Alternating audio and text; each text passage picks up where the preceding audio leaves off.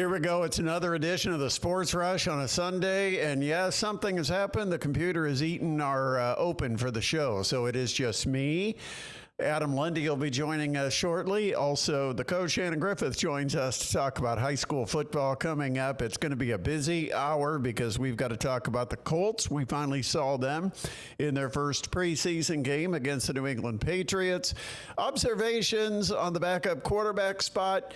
Also, we will talk about the Indiana Fever, the WNBA, a league that desperately needs some form of competent leadership because they absolutely have none right now. Absolutely no leadership whatsoever with the WNBA.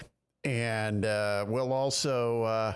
Of course, the main part of the hour is going to be setting up high school football that starts for us this Friday night. We're going to be at Shields Field on the campus of Bishop Dwenger High School at the corner of Clinton and Washington Center Road, as the Bishop Dwenger Saints will take on the same opponent they ended the season against in claiming a state championship down in Indianapolis, and the same opponent they opened the season with a year ago, the Roncalli Royals, and that will be the matchup for our Midwest Box Breaks high school football game of the week, and of course all the fun and fanfare that surrounds it. If you don't listen to the 1380 The Fan game of the week, I don't know what you're doing on Friday nights, because even if you go to a game, you can take your mobile device, you can stream, you can put the little earplugs in. You can listen to a game, maybe the one you're at, maybe another game in town, but also keep up to date with area scores. We'll pass those along throughout the night, including our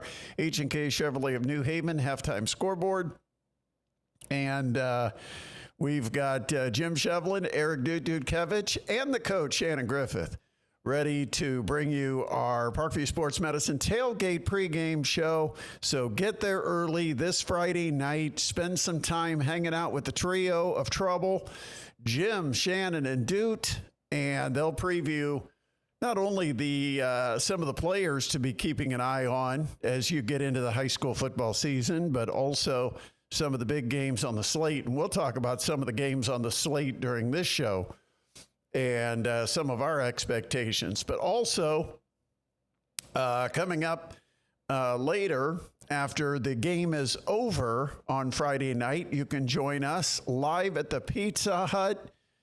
No more Coventry trying to do a radio station trying to do a TV show during our biggest hour of radio during the week. That was a total failure. And so we are going to be back at Pizza Hut, and you can come back and see us, as Adam will be there setting things up. He'll be there giving the scores for Friday night games. I will be there. We'll be talking to coaches. It should be a fantastic Friday night coming up this week as we started all off with the Parkview Sports Medicine high school football tailgate pregame show, followed by the Midwest Box Breaks game of the week, and our postgame show presented by Kester's live at Pizza Hut. We'll wrap it up for your drive home. So we've got an exciting Friday night with Dwenger and Roncalli. Had a chance to see Dwenger in their scrimmage last year. It took a while for the offense to catch up to the defense, and I think Dwenger might be in that same situation. May take a little time for the offense. I think they're adjusting to a new offensive coordinator. There's not going to be a lot of major overhaul and changes to the offense, but just ramping up and getting things going will be a little different for Bishop Dwenger. With a new quarterback, I think it'll take some time. And so my observations on Dwenger is I do think they will eventually get there offensively. I think they will start having to rely a lot on that defense, where they return some key players in the secondary. They have a couple of good linebackers, including the Fabini kid, Jordan Fabini. That kid, he's built like a linebacker, plays football like a linebacker. I mean, He's just one of those guys that looks like he belongs on a high school football field playing middle linebacker. And so, but they've got plenty of pieces around him defensively. But I do think the defense will be their anchor. Do I expect it to be a 3-0 game? No, I don't. But I do expect that Bishop Dwenger's offense will take longer to get into gear than perhaps what we saw with the defense. So anyway, waiting. Coach Griff's having a problem with his camera, and so he's going to be joining us. But let's talk about games that are going to be taking place this Friday, opening up the season, because every year these non-conference games, sometimes they flip, sometimes they're the payback game from a year ago where somebody went on the road. Now they're going to be at home. Some of them are in the third year of a 4-year. Some of them are in the second year of a 2-year. Some of them are switching some of their non-conference games every year. But if we look in the Summit Athletic Conference, games next week, one of them is a new one on the schedule, and you can't be more excited than getting Adams Central and Bishop Luers to finally connect, and that's going to be a great game. Adams Central has bumped up because of their success at the state level. And so for Bishop Luers and Adams Central, it's a couple of teams, couple of schools taking on teams their own size. And it's a great early season matchup to see where do we need to grow before we get into the postseason, because these are two teams you would expect to be playing at the regional or semi-state level. And so great matchup at Luers Field. Adams Central at Bishop Luers coming up this Friday. Also, I like this one. Northside is going to go take on East Noble up in Kendallville. Great matchup for the Legends. They're going to have an athletic team, but they will be challenged by some really good football players, well coached up in Kendallville. And so you'll have the speed, the athleticism of Northside. You'll have the discipline, the fundamentals, the structure, and some talent of East Noble. And I'll be fascinated to see how that game goes, because it will also set up our Week 2 matchup, which is going to be our 1380 The Fan Game of the Week, with East Noble visiting Snyder, and the opener, the official opener at Russ Isaac Stadium on the campus of Snyder High School. They're actually going to play a game on school property. That'll be the first time ever. What's the school? 56 years, 55 years, 56 years, 57 years? I don't know. Snyder people tell me, when did it start? It's been a long time. And most of those years, Russ Isaacs was coaching, either as an assistant or as a head coach. But that's why his name is on the press box wall, Russ Isaacs Stadium. And really a beautiful facility. The only problem is parking. I mean, they can bring out cops and have traffic taken care of for the most part. It's not the easiest thing. I mean, Reed Road's 2 lanes. One each direction. So it's not the easiest thing. They also don't have a stoplight, which they desperately need one, where people are crossing the road from the parking lot over on the lane side of Reed. Yeah, I mean, some of the things maybe weren't thought out like they should have or could have been. But yeah, I parked across the street, and then I had to wait for an officer who was running traffic to come over and stop traffic to allow me to cross the street to go to my car after their, I guess that was the dedication of the stadium under Russ Isaac's name. But there's not a lot of parking, people. I got there 45 minutes before the Russ Isaacs actual ceremony began, and I could not make it into the Snyder parking lot. I had to go to alternate parking, which was across the street. And remember, that's without any visitors showing up because it was a Snyder home event.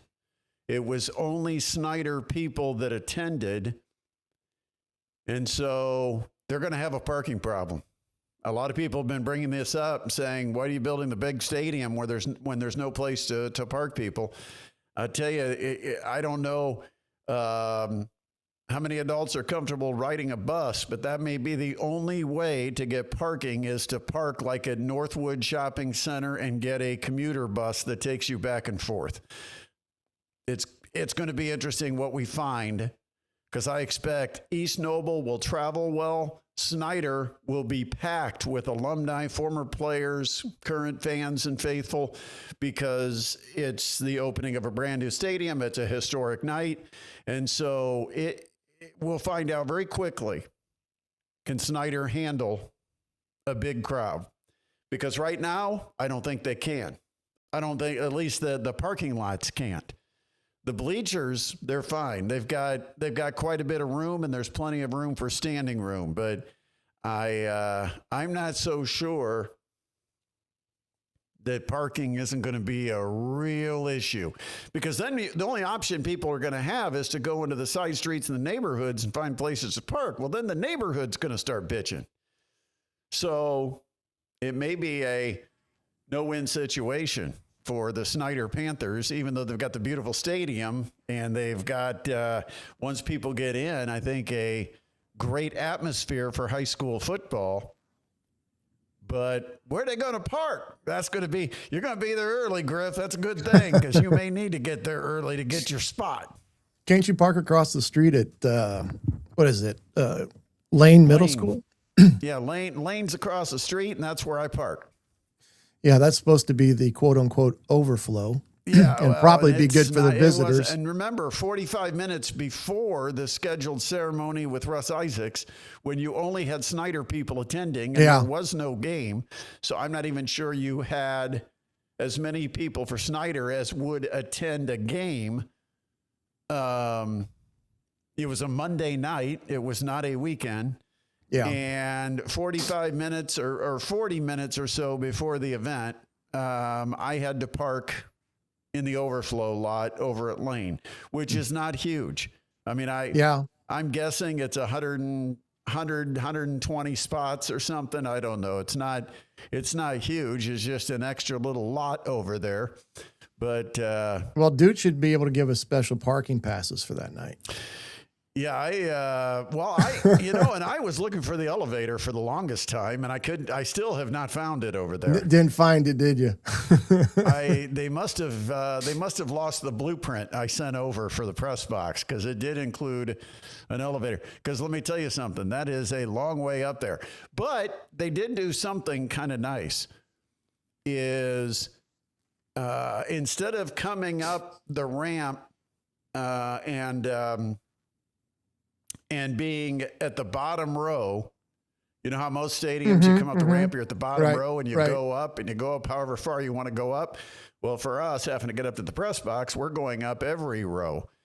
But they have ramps that go up from behind the bleachers, and they go up almost to the halfway point. Like an angled ramp, and you come into the stadium. So you only have 15 rows or so. Gotcha.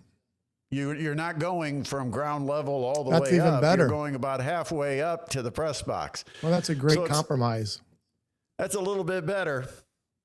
That must have been the way they got around the handicap rules and regulations. Yeah, because they can wheel a wheelchair individual right up, and then that's because they have the stands divided, where the bottom section, I think, is the student stand-up section. And then from where the ramp comes in, about halfway up or a third of the way up, I think that's where they can then bring the wheelchairs in and have handicap seating. And then you and I can get up to the press box. But I'm kind of expecting that you'll not only get to the press box, but you'll probably run some bleachers while we're there, as good a shape as you're in these. Yeah. Yeah, I don't think that. 2 new knees, a loss of like 80 pounds. I mean, come on, Griff. You'll be running wind sprints with the kids out on the field before the game. Don't pump me up to bring me down hard, because that ain't going to happen. I can guarantee you that. It's all a facade. It's all an optical illusion. Yeah, it's Photoshop. He hasn't lost a pound. He just figured out a new button on his on his camera. That's why it didn't work. He couldn't get that filter that made him 80 pounds. We should formally introduce you. I kind of threw you into the middle of the subject there, but Coach Shannon Griffith, who joins me for football, and he's also part of our pregame coverage, joining us here to talk some high school football with opening night coming up this Friday. Can't believe it. And you can also catch Coach Griffith with his coverage of the Indiana Hoosiers all the way through the national championship. Yeah, we hope. It makes it nice. We can say that without it being completely insanity, right? Yeah, without a chuckle. Yeah. That's right. I was just mentioning, Griff, a couple of the games that are on the Summit Athletic Conference schedule, and we were talking about Northside East Noble, which is kind of an intriguing week 1 matchup, where you take a team that is a would-be, could be, maybe should be, an upper-level SAC team. Are they a true contender or a pretender? We may find out early on in the season. They've got Northrop as their SAC opener. But this will be a challenging trip for Northside up to East Noble, and East Noble challenging themselves with games against Northside and Snyder in weeks 1 and 2. Great. I mean, this is what we get when the SAC freed up these first 2 weeks. Yeah, I mean, East Noble's definitely challenging themselves, with those 2 big matchups. Northside has a lot of returning athletes this year. It's a pretty impressive group that Coach Johnson has again this year, as they have, for the better part of the last 3 or 4 years, turned out some Power 4 type talent. It's can they put it all together?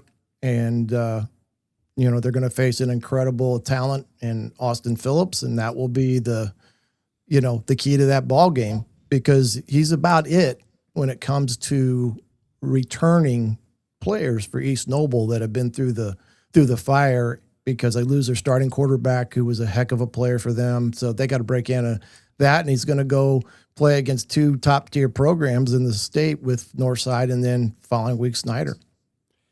Another game that's on the schedule this year that's new to the Summit Athletic Conference. Again, one of these games that we could have never had a few years ago before the SAC limited conference action and opened up a couple of weeks of non-conference play.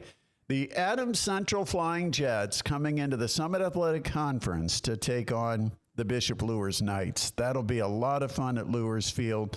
I know it was quite the debate on where we were going to go week 1. Did we want the state championship rematch? Did we want the, which I think might be a first ever meeting between Adams Central and Luers? Yeah, regular season, yeah. 2 great programs, but that's going to be a great game for those 2, because I think it'll be a bar that'll be established at the beginning of the season that will tell both teams where do we need to be 9 or 10 weeks down the road. No question. Yeah, let's no find question. out right from the beginning, so we can work on our areas to improve through the season. I love it for both coaches, for both programs, for the fans. I think it'll be a great game. Oh yeah, and their Adams Central fans they'll travel up 27 there to be right there at Bishop Luers, so they should have a great crowd. We know that Coach Lindsay is very good with formulating a plan that fits the athletic skill of his players. They got a heck of a running back coming back that's probably going to get the ball quite a bit. And, of course, we know what Adams Central does. They just kind of reload every year. There's no such word as retool or, start from scratch. They're just kind of reloading every year that we've had the privilege of watching them or calling one of their games. So that's definitely a high game mark in the Fort Wayne area Friday night. And, of course, T.J. Epperson running the ball out of the Yep. backfield for Bishop Luers, and Tommy Reichert back for his second year as quarterback. The junior quarterback returns for Bishop Luers. All right, so we've got to talk about Snyder's opener. And, you know, the challenge, I think, for Coach Tippmann is going to be to keep his guys focused on the opener and not be so consumed by the drama and the history that is happening August 28th, and to go and actually represent and play well, because they'll need to do so, having to go face Bart Ball and the Warsaw Tigers in week 1. Not a great year for Bart Ball last year. They were 6-4. And Snyder was able to win that game 38-30, which Snyder didn't have a great year, but Warsaw beat Snyder 38-30, kind of set the tone for the season. And so Snyder needs to be ready for what's going to give them a totally different look than what they'll see in week 2, where things are spread out much more with East Noble. And of course that and I don't know how you call it. Bart Ball's the easiest way, but it's a little bit of a triple option. And how do you describe it, Coach?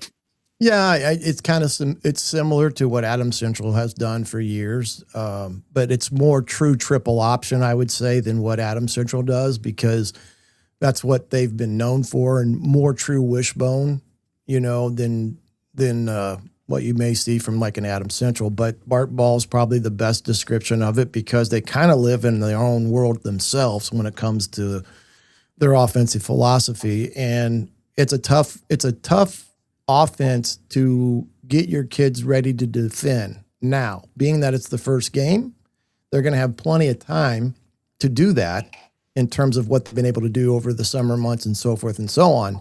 But sometimes you get them over-prepared for that type of offense, and the kids start seeing ghost, and they're not doing their basics. So you can over-prepare for it too. So, but again, it's important for Snyder, because Snyder's got to go and try to reestablish themselves as a football team, running the ball with a passing game that complements it. That's one thing they struggled with last year, and they got to find who's going to be the guy at the trigger man, because that was the other thing. They just didn't get enough consistency at that position last year than they've normally have, because I thought their run game was pretty similar to what we were accustomed to seeing. It was just that they couldn't throw the ball with effectiveness.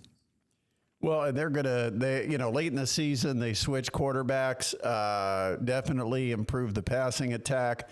Snyder is usually built on the running game, and they thought the running back would be like an Anthony Richardson and, give you a second runner to complement your tailback. The defenses would have to stay honest with. And it never worked from the start. And they've tried to, work on it during the offseason. They're still going to have a package that features a running quarterback, and that quarterback is still on the roster, but they certainly feel they're going to go with the better thrower of the two quarterbacks at Snyder. But yeah, having a losing season at Snyder, which I don't know if, I'm not sure, because the people that would know are at Snyder, and nobody has really come out and told me. Yeah. Yes, it's the only losing season we've ever had. Because if it is true, they probably don't want to admit it's true. So I only have the seasons back to the mid-90s, and they never had a losing season until last year. So It's a big bounce back here for Snyder, because a lot of the boosters, a lot of the former players, they're going to be keeping a close eye on this program with the new stadium. They've got to represent the black and gold a little bit better than 3-7. Yeah, and I think some of the kids that they have normally gotten in past years have, gone ahead and went to a Luers or DeWanger or a Northside that maybe they normally would have gotten. And they're facing a little bit of an uphill battle that they've never experienced with before. The amazing thing to me, and not to toot my family's horn, but my dad, Bill Griffith, started the football program at Snyder High School back in 1964-ish, 65-ish. And I asked him, didn't you guys play at Snyder when you were coaching there? He says, nope. we never played a game at Snyder. They were always like they've been since the 60s. They've never, that just blew my mind that they've never played on their own campus ever since the program was started. And that just kind of blew my mind. So not to jump ahead of the script there, but it was just something that's been occupying my brain here the last few days.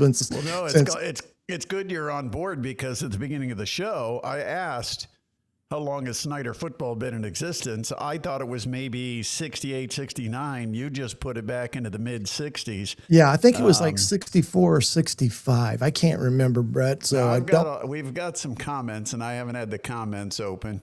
I should probably. There may be somebody that's better at dissecting this than I am with the dates, but all I know is that that's a long time to have to get on a school bus and go to another school's field to utilize for a home game. And that just is crazy. As far as Mr. Vegas asking about how many seats they've got at the new Snyder Stadium, roughly 5,000. That's what I thought they said. That it's in that vicinity. Let's see.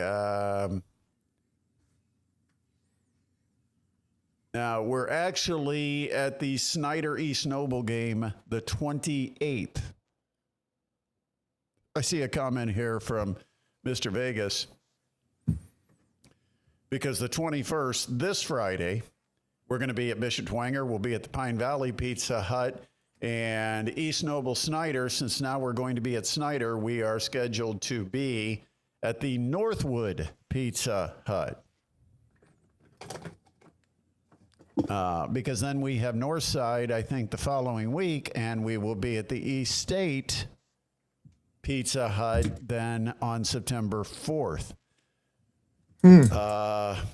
Which is right down the road there, right? Or no? From Snyder. The East State Pizza Hut is actually near State and Coliseum. Right there by that Lowe's. It's a pretty good distance down State Street from Northside, but there isn't a Pizza Hut right in Northside's neighborhood. Let's see. Anybody else give me a year on?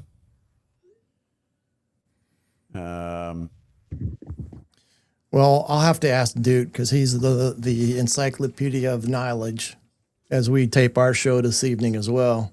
Oh, by the way, yeah, I lost. You talked about your camera, Griff. I lost like all my graphics. They normally are saved, so I can just pop them on and I lost all my graphics, including my office. So it's like having my entire office destroyed, and I had to move into the living room. And if you notice, I've got a beautiful living room. Look at how beautiful that new setup that you got at that new that new homestead. It's pretty not look at those new windows. Homestead. That's right. Yeah. Hi. That's almost sealing the floor windows, or it is. Yeah, it's pretty impressive. But anyway, okay, let's get through the rest of the SAC openers.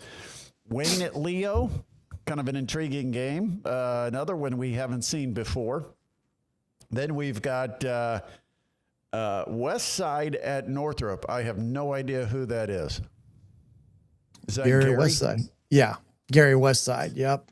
Which is kind of an ironic game to have that scheduled because that's a pretty good haul from Gary to Northrop. And then another big one I think on the schedule is going to be this Hamilton Southeastern at Carroll, because both of these teams, they want to go into every season feeling like they can be a contender. And Hamilton Southeastern, of course, they measure up primarily with teams like Westville and Carmel. And so Carroll gives them kind of a tune-up for that. And for the Chargers, it gets them a chance to face a 6A program. And Hamilton. So that's always a fun one to see early on. Yeah, they lost a lot to graduation last year. So they're kind of in a rebuild mode this year, kind of a little bit like Carroll. I mean, Carroll's got some holes to fill, especially on the O-line. So, but they got the quarterback back, who's a phenomenal kid, and that will be, I'm interested to see how he does. Gabe Freisinger for Carroll will be back and finding out who he's going to throw to. They do have a little bit of an established running game. Their defense should be pretty solid. We'll see how that game goes. Hey, the triumphant trio has assembled because look who's joining us. We've got Adam Lundy jumping in. Greetings. Good to be here. Adam will be with us on Friday nights. He is the on-site producer and engineer of the Tailgate pregame show. Yes. Then he becomes the on-site engineer, technical person, and scoreboard man for our post-game show live at Pizza Hut. So Adam will have a big part on Friday nights. Somehow the boss gave him a vacation right in the middle of the season, which we still got to have a meeting about that. We do. But no, Adam will be there this Friday getting things taken care of. Looking forward to it. All right, so Cecina at Concordia team that desperately needs a win. Cecina is a beatable program, although they've kind of come up a little bit, 5-5 last year, but Concordia needs wins last year in the SAC for the cadets, and then you've got Marion visiting Southside. I don't know if the flooding is in Marion. I know it's Anderson and Muncie and some areas south. Northern Indianapolis, they got hit hard. Noblesville. Connorsville is got underwater. That's been horrible there. Cambridge City, which is just north of Connorsville. Newcastle area. It's been historic rains that we had that have caused significant historic flooding. And then Westfield at Homestead. Homestead has hovered around 500 year after year after year after year after year. Last year they got to 6-4. They've got a returning quarterback. They've got a returning running back. Some year I almost feel like Homestead has to have a breakthrough. They can't just be middle of the pack Summit Athletic Conference. They should be better than that. They need to be better than that. Maybe not every year, but I feel like at some point you go 6-7 years sitting right at 500. And to their credit, I don't think they ever dropped below 500. No. I think they 5-5, but they did it over and over and over and over again. They were at 5-5, but last year I think they improved to 6-4. Now they need to take that next step, but they've got the returning quarterback as well. And then also we've got to look at some of the other conferences we've got. And Adam, it's a good thing that you're going to get priority parking and get there early on Friday. We were just talking parking might be an issue for the late arrivals. Yeah, definitely. Going to get to see how that all gets sorted out there at Shields, but I'll be front and center. Okay, let's talk about matchups for the NE8 coming up on Friday night. Those that we haven't mentioned, I think we only mentioned a couple, but the Belmont Braves, they're going to be taking on Madison Grant, and if there's anybody that needs to get off the schneid, just for their own self-confidence, their own ego, right now they carry a 42-game losing streak, and nobody wants to see a team suffer with that kind of number. And Belmont will open up against Madison Grant. It will be on the road at Madison Grant. And that's why I was asking about the flooding, because so far no word on whether or not that game has the potential of being postponed, or moved for that matter. That's Anderson. So yeah, they're right there between Anderson and between Marion. Anderson and Muncie or something? Yeah, they're right there, like in that Marion-Anderson corridor. So they'd probably be okay, but just don't know how far that extends upward. But Belmont will be on the road. Then you've got, we mentioned the Northside East Noble game, Wayne Leo, Garrett at DeKalb. This will be interesting because DeKalb had a good program with a good group of seniors last year. They're going to have to replace a number of really good players. But I love what Coach Roberts is doing with that group up in DeKalb. They had a different mindset. They had a different air of confidence. They had a different discipline about the program. He brought the East Noble program building into Waterloo, and we saw firsthand the difference that it made last year. And, you know, what they did at the end of the season and finished 7-3. I mean, obviously a disappointment in the postseason not to get past the first game, but it's a new DeKalb program in a very difficult conference. And that's the thing, is there's such a fine margin between 7-3 and 3-7 when you're talking about the Northeast 8. Oh, yeah. No question. And plus, they got a beautiful facility up there, so they've kind of reinvested them in themselves in terms of, you know, stadium and things of that nature to try to, you know, rejuvenate a program that, you know, back in the 80s was pretty darn good. You know, they had some good ball clubs back in the day. So hopefully they'll get it to the point where they once were. And you, like you said, they kind of brought the blueprint over from East Noble, and it's so far working and getting the kids out that are pretty darn good athletes as well. You know, Adam, you've heard me say it before, and just for the sake of our audience that hasn't joined us, but preseason polls are such a waste of effort. You've said that. You've said that before. We don't know what we don't know. And you know, Coach Kaufman and I just had a talk about this. And I said, and I was talking to the sports information department. I was talking to Coach Kaufman, and I said, college basketball, it's ridiculous to try to think that we're going to be able to evaluate a mid-major program, let alone 11 of them, and rank them against each other based on a bunch of D2 guys and NAIA guys that are coming in as transfers. I mean, I can look at their stats, but it doesn't tell me, did they come from a strong D2 conference? Did they come from a weak D2?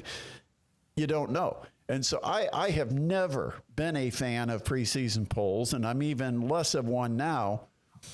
But I will say this. The preseason buzz, not that they're a favorite, but they're one of those teams like DeKalb was last year, one of those teams that any 8 coaches are talking about.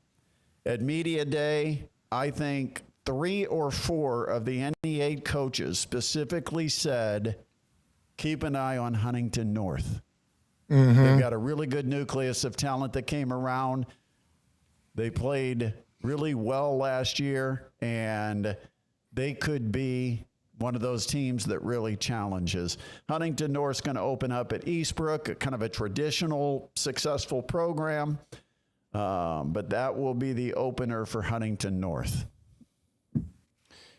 Should be interesting. You know, it's a program that we've, paid some attention to. We've made some visits down to Huntington North, and they have a great stadium down there. And it would be nice if they have a successful team to go along with it. So we'll see what they can get done. But like you said, you know, these preseason polls for whether it's college basketball or high school football, it should be nothing more than a fun exercise with not a lot of weight put into it. You know, if you get a click on your article, good for you. But you know, it shouldn't mean a lot for, you know, especially in college football too. I mean, the preseason rankings, they can dictate a whole year's rankings. You know, all the way up into the playoff rankings. So crazy stuff.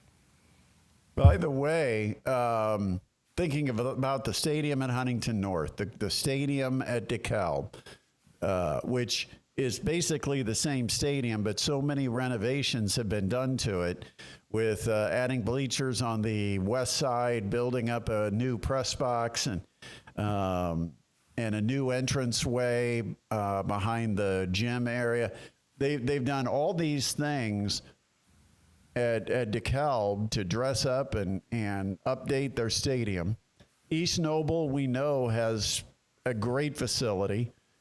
It's it'd be kind of interesting now that the SAC has actually started to play the game a bit and build a stadium, added turf at a couple of others, and a new press box at Northside. You know, I did not realize, and I'll tell this story because I learned it at the Russ Isaacs dedication. I don't know if you realize, Northside got a new press box because Snyder was able to trim some of the fat and actually come in under budget. Wow. Yeah. Which allowed them to include in the allotted budget a press box for Northside. That's That's awesome. what I was told. I haven't seen any pictures of it. As soon as I heard that, I called up Northside, called up Mr. Klein, the AD, out there and said, hey, we'd like to come out there and see you because we want to check out the new press box. And so we've got Northrop Northside as our week 3 game. But but we should do a ranking of some of the stadiums. That'd be fun. Our personal ranking of the area football stadiums, including the accommodations, the atmosphere, and just rank what we think, Parkview Field, like how they rank Parkview Field when they rank concessions, friendliness of the staff, affordability, which ticket prices don't vary all that much, but it'd be kind of fun to do that one of these weeks on the show. Yeah. All right. Got to go back in because there we go. Other games, week 1 in the NE8. New Haven is at Heritage. It's a neighborhood battle. NE8 versus ACAC. You've got Northwood at Columbia City. Yeah, Those that'll two be a teams good one. played last year. I think they did, and Northwood, I want to say Northwood beat them, but I don't know the final. I can't remember if it was. Columbia City won 27-24. Oh, they did. Yeah, that was a huge upset. Close one, yeah. Because that was at Northwood, right? That was at Northwood. Yeah, that. This year it's a hard place to go City. play. And then Norwell, Mississinawa. And already I would make my recommendation that Norwell get in touch with Concordia. Tim Manigal, I want to get on the phone because Concordia playing Cecina, you don't want to have to go back and forth to Indianapolis. Norwell has had some rough times with Mississinawa in recent years, so I think maybe Norwell-Concordia would be a nice regionalized matchup when Concordia goes to the ACAC. Yeah. Who do we like? So it's a challenging conference, very competitive. I tell you, I thought Columbia City looked like a ball club when they were walking around. Like a college program. My goodness. Griff, you'd have put Manchester jerseys on those guys and gone out and taken them on Saturdays if you could have gotten your hands on them when you were coaching. They had some good-looking kids. And matter of fact, I live next door to a kid that's a sophomore there. And, he thinks they're going to be all right this year. So they got a tough one, though. Northwood's, again, that's a good matchup because it will give them a pretty good gauge at where they're at because Northwood is, a good matchup against East Noble or any of those teams that we've seen in the Northeast States. So that'll be a good one. But they had a team that was pretty young, if I'm not mistaken, a year ago. Yeah, and they've got a pretty good nucleus back. They've got tremendous size on the offensive and defensive line. Week 2, by the way, is going to be a fun one for Brett Fox and the Columbia City Eagles because they will head up to Middlebury and take on Northridge. Yeah, Mr. Amstutz will be up there. Coach Amstutz, former coach at East Nobles, now coaching at Northridge. But it's still that schedule. But, the schedule's changed perspective. Now it's kind of weighted in the middle for Columbia City. They open up with Belmont. Then they've got Huntington North at home, at DeKalb, New Haven at home, but they're at East Noble and host Leo in weeks 7 and 8. And I think a lot could be decided right there. I'm with you, Griff. I think Columbia City is one of the top contenders for me. I'm still going to give a slight edge to East Noble. I'm going to say East Noble wins the conference, but it could be shared. It would not surprise me if you're going to have a couple of teams with 1 or 2 losses, and the Northeast 8 still shares the conference. They don't go by tiebreaker. So I think it could be a shared conference. I think to keep an eye on Huntington North and Leo. Huntington North, like you said, was kind of the chatter around the room at the media days. Not spoken very loudly, but just kind of the chatter. Yeah. All right. Let's go ACAC real quick. And we got to get Griff off here. He's got another podcast he's got to go do. But I want to do the ACAC before we're done with you, Griff, because we can go pretty quick because we've already covered a few of the games. Okay.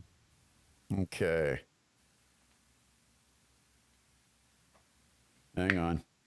I got to get this to work. You lost Ollie's graphics there because you were out with the 10 caps, man. What's going on with you? Well, I'm sitting here pushing the button for the ACAC, and nothing is happening. I think I got it. Yeah, I've got it here too if you need it. But the ACAC? Yeah. Yeah, it will not. Strange. I'm guessing you've already mentioned the ones against SAC opponents and Northeast State opponents. NE8 opponents we've already talked about. So there's only like 2 or 3. South Adams game. Yeah, South Adams is taking on East Side. That's a good one, too. That's a fun one. I like that one. Another good one to open up the season. Where's that at? That at South Adams or East Side? That's going to be at East Side at 7 o'clock p.m. Friday. Butler. What else we got in the ACAC? Any others? Yeah, a couple more. You've got Elwood at Southern Wells, Jay County at Blackford, Prairie Heights at Woodland, and Shenandoah at Bluffton. Yeah, that's Shenandoah. That's be an interesting game there at Bluffton. Yeah. And I don't remember that in years past. Yeah, they kind of spread out a little bit there. But, I'm interested to see what South Adams is like this year because if memory serves me correct, I think they got a returning quarterback. Yeah. That's thrown for some yardage. Yeah, they've got is it Wesley Somerset or? Yes, that's it, Somerset.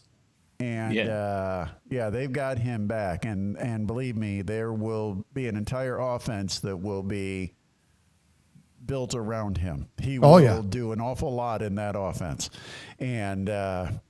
Is this the year? You get a talent like that from a family that has had a long line of very good football players down in Bern. In fact, I think, if I'm not mistaken, Somerset's might be one of those families that not only had the 2 or 3 brothers, but then had, I think Dad might have played football there. Yeah. Back in the day. Like you said, it's a pretty familiar name there in Bern with South Adams football. But anyway, all right. And then the Northeast Corner Conference. Do you have that one, Adam? Give me 1 second. I'll grab it for you. All right. I wonder, South Adams, this may be the year Northeast that they get them. button works. Okay, there you go. Didn't work, but there you go. It didn't link. And so let's see. Angola at Goshen. That's a good one. Start up the year. Central Noble will go to Culver. Mm-hmm. Here's a good one. Cherubusco's at Bremen. Ooh, that's a tough one. That's a tough road trip to open up with. Yeah, that's a tough one, but it's a good. I mean, I like. Yes. If you're going to get a couple of weeks to schedule people, schedule real people that give you something about your team that will make them better in the postseason. Yeah. Fairfield is at Calumet. And how about Fremont at Blackhawk? As Blackhawk goes to the 11-man football, and they will play that game at New Haven. Well, you heard about Wabash. They're going to split their schedule. Yeah. A few games with they're gonna 11 play, man 8-on-8. and 8-on-8. 5 games, and 3 or 4 will be 11-on-11. But yeah, I wonder how many short teams numbers. that. Yeah, well, I'm just wondering how many teams that are in that, 1A, 2A level started investigating the 8-on-8 avenue just because of that reason. I worry about a team like Belmont. We were talking about them earlier. So, but anyway, that's an interesting thing that Blackhawks now making the jump upward, and they had already planned that.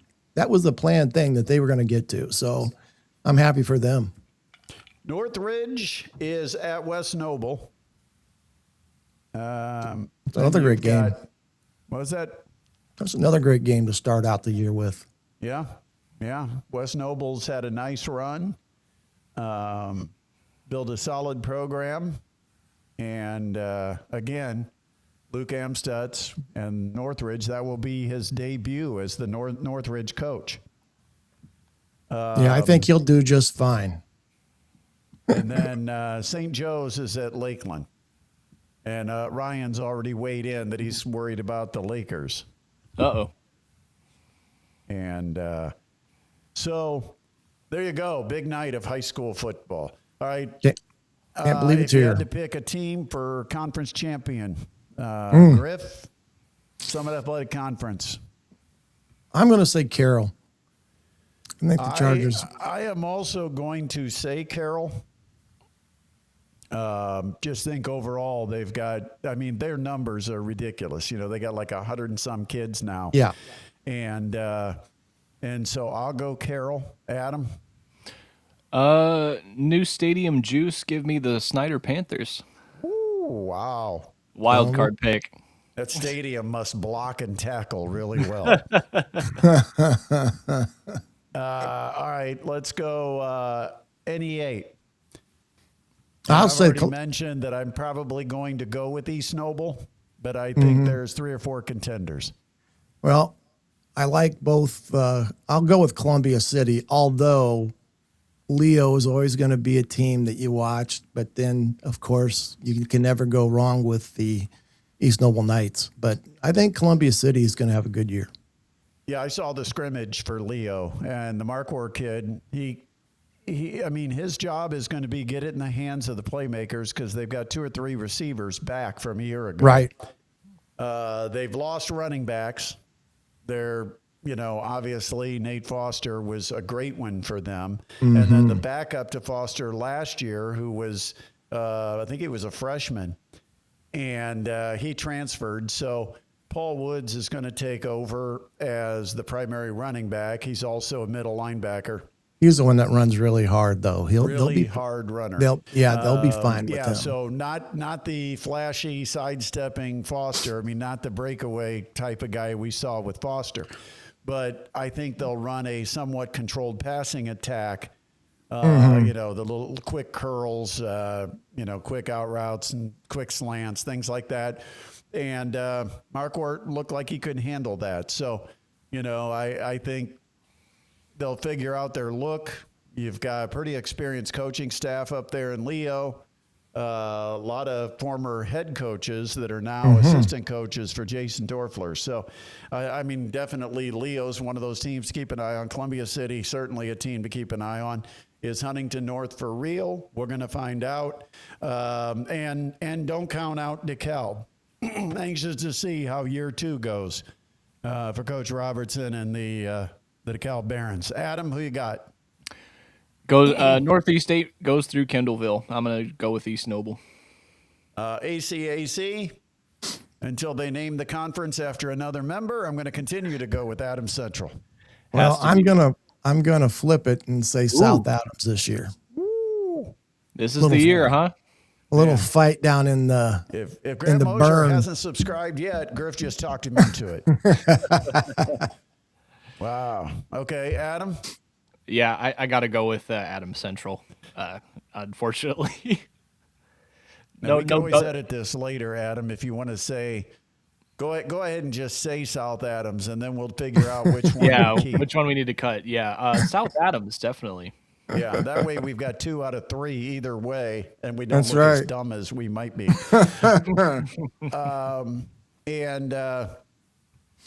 I'm not going to worry because of the big and the small and all that Yeah, that stuff. gets a And little I, confusing. Quite honestly, Yeah, didn't talk yeah. to a lot of the coaches from the Northeast Corner Conference. I apologize, just don't have as much information on them, so I'm not going to try to pick them nor put you guys on the spot to pick that conference. But all gets going again on Friday.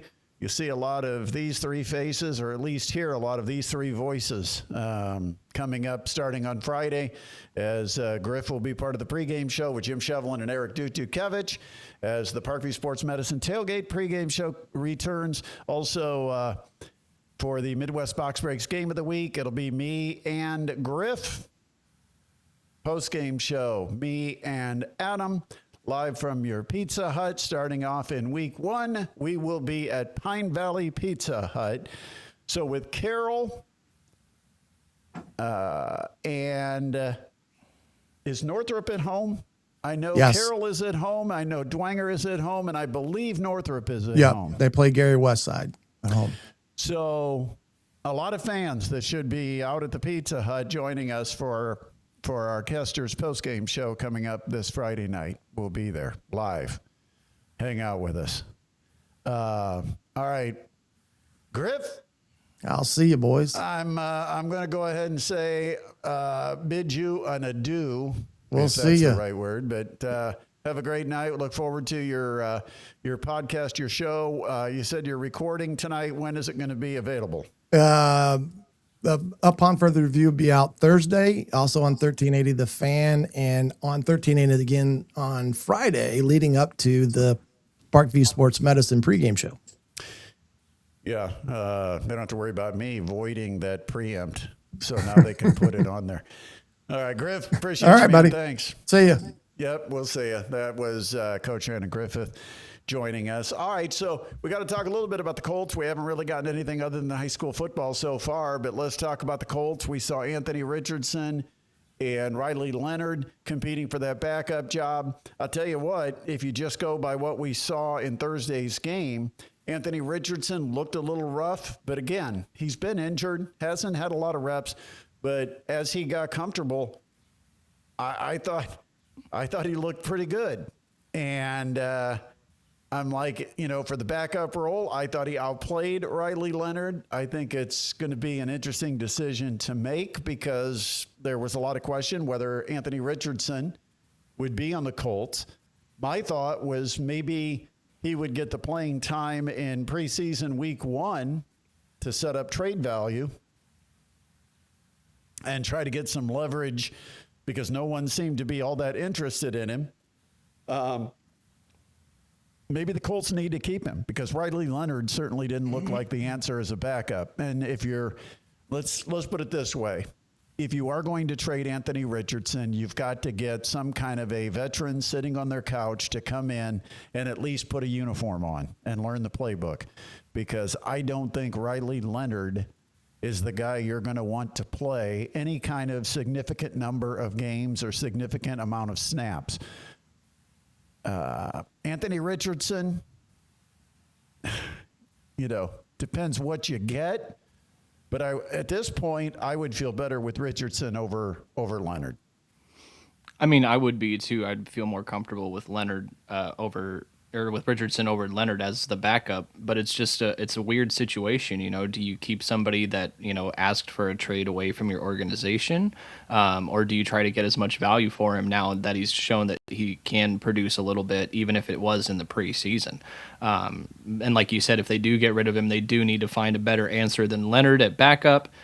But it's interesting, and it puts the Colts in a better position that he played better in the preseason. I feel like, because now it opens up their options a little bit more. And what we did learn from the Colts, they better keep Ward and Gardner healthy because their backup corners cannot cover a piece of dust. They were getting absolutely torched. They were just being targeted play after play after play. Edwards got beat like 3-4 plays in a row. The backup corners, they're not playable, and that's going to be maybe a little bit of an issue. Now, remember, this was a game where the guys that started are actually the guys competing for second team.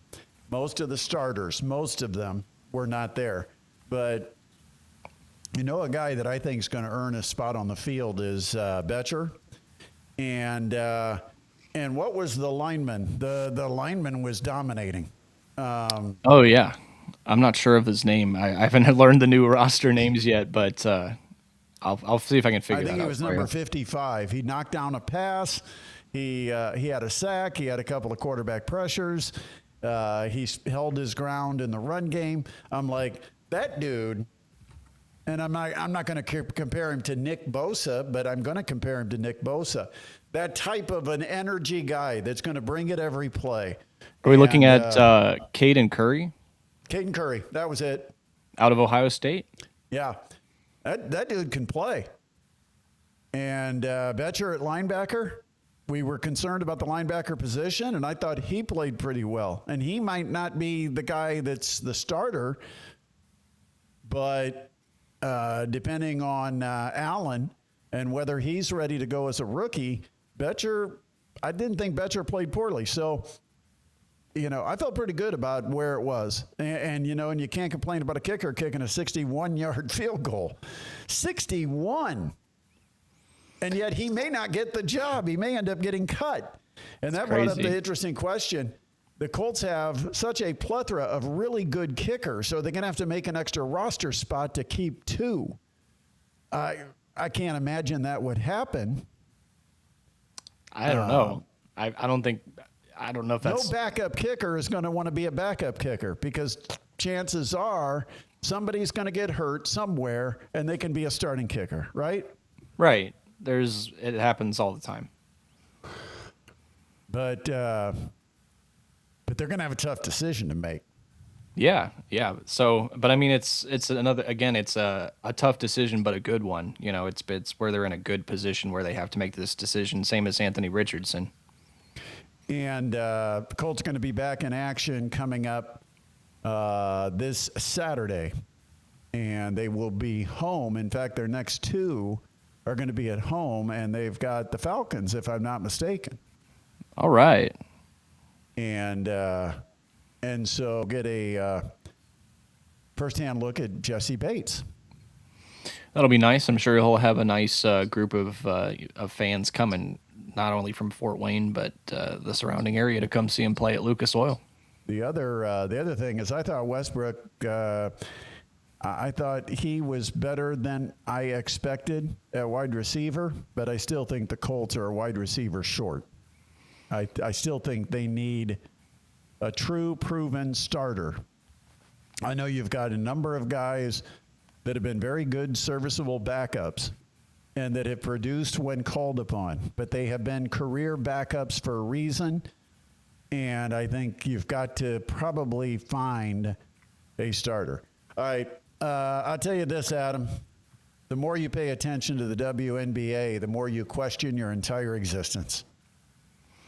At this point, I'm not sure if I'm a man or a woman because WNBA won't tell me. They got to get leadership. They have got to get leadership. They cannot and here's the thing. Everybody's saying, oh, the media is looking at the wrong thing. The reason the media is looking at the wrong thing is because the league has been such a mess that they have allowed things that should never be stories to blow up into stories, right? Come out, make a statement, set a policy, shut it down, with the protests or whatever you want to do.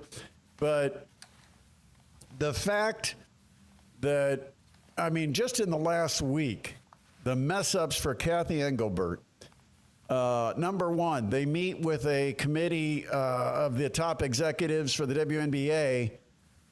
And one of the items on the agenda is because their rules say you have to be a woman to play in the WNBA. Simple enough. But then they decided they'd have to define woman to keep people from saying they're a woman and not having a actual test, rule, or whatever. They met and could not figure out the answer to the question, which then means Stephanie White, when she came out and said she wasn't educated enough to make that call on what is a woman, she's right in the company line. Apparently, the entire WNBA, which is a league built for women, doesn't know what a woman is. And that's a problem for a league. And if you don't think that's going to get covered and that people aren't going to talk about it, you're absolutely insane. They are, of course, going to talk about it. They're going to report on it. Just a mess with the WNBA. Speaking of the WNBA, right now, the Fever have had a fourth quarter comeback once again. All right. I think they were down 8 going into the fourth quarter, and they have now tied it. Seconds remaining. So we're going to jump off and get to the Fever game.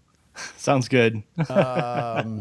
So big week. Tin Cap's going to be at home for 2 weeks. Thank God. You don't want me to start on the Tin Caps. No, we can just say they had a rough week on the road and leave it at that if you want. I mean, the Padres are trying to convince us it's a high A baseball team they've got here in Fort Wayne. They're not doing a good job of that convincing. I mean, can't find the strikes. I mean, they lost a game. They were up. What was it? 2 runs or 3 runs in the ninth? 2 runs in the ninth on Tuesday. Yeah, and they scored 3. 2 runs. It took 3 batters for them to score 3 runs and get a walk-off. Yep, no outs recorded. Lead-off home run, then a walk, then a bunt that gets thrown out into right field that scores the tying run all the way from first. The guy who bunted ends up on third, and about 3 pitches into the next at bat, maybe 4 pitches, wild pitch to the backstop, and he comes in to score. Walk-off loss. And that set the tone for the week because that's kind of the way the Tin Caps played the entire week. Bad. Yeah, very, very poor. A lot of mistakes on the base paths, fielding errors, just a lot of lapses of judgment, and it cost them runs and it cost them games. Honestly, a lot of the players are not playing at a high A level. They could probably benefit from going back down to low A, but the thing is, the Padres farm system is so decimated. If you send them down, who are we going to have at that point? So like you said, home for 2 weeks. Hopefully a little bit of home cooking can get the momentum back, but really it's going to be up to Jonathan Matthews to kind of talk to these guys and get them to sharpen their mental, because a lot of it is just mental mistakes. I mean, yeah, the base running, throwing strikes. Again, we haven't said it yet this week, so I'll say it again. Number one job of a pitcher is to throw strikes. Yeah. And they're not doing it. Parra, I mean, he threw pretty well today, but he walked 5 in 6 innings. Mm-hmm. And then Villamona comes out of the bullpen, and in 2/3 of an inning or whatever he pitched, he walked 3. And it's like, throw the ball over the plate.